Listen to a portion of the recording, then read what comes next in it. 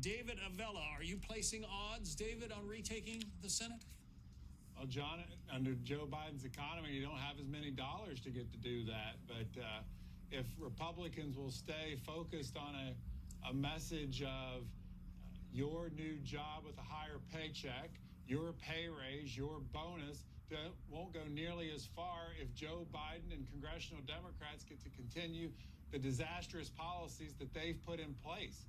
And also remind voters that it was every congressional Democrat, Senate and House, that voted for the economic packages and the actions that this administration took that got us to where we are.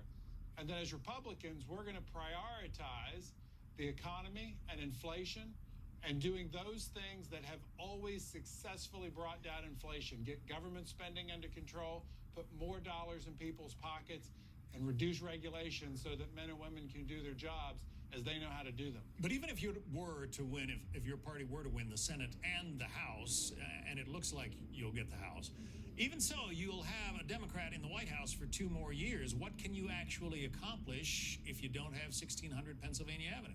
Well, let's keep in mind all spending bills start in the U.S. House.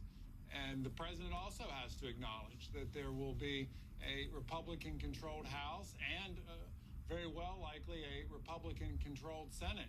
And hopefully the president will get off this 2010 message that he's on. Think about this, John. It was right before the 2010 elections that it was President Obama and President Biden going out and saying Republicans were going to cut Medicare and they're going to make the trains run off the track and they're going to ruin the economy and they're going to shut the government down. And we're even getting cameos from President Obama right now, bringing him back. And think about what happened in 2010. Republicans picked up 63 seats in the U.S. House. We picked up 6 U.S. Senate seats. We had a record wave of wins at the state legislative level.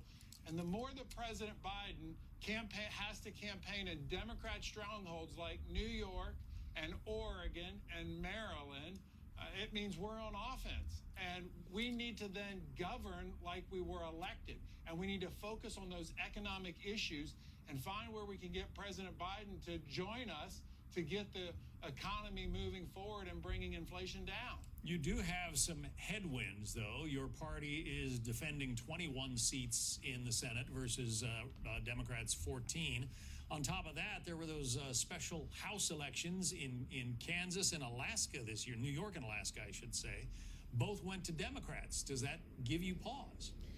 John, I may quibble there slightly. There's really only 4 U.S. Senate seats that are even competitive: North Carolina, Pennsylvania, Ohio, and Wisconsin. And every one of those, the trend is towards our Republican nominee. In fact, early voting in North Carolina favors Republicans over the Democrats. And so certainly I'd far rather be in our spot than in their spot as we go into these Senate elections.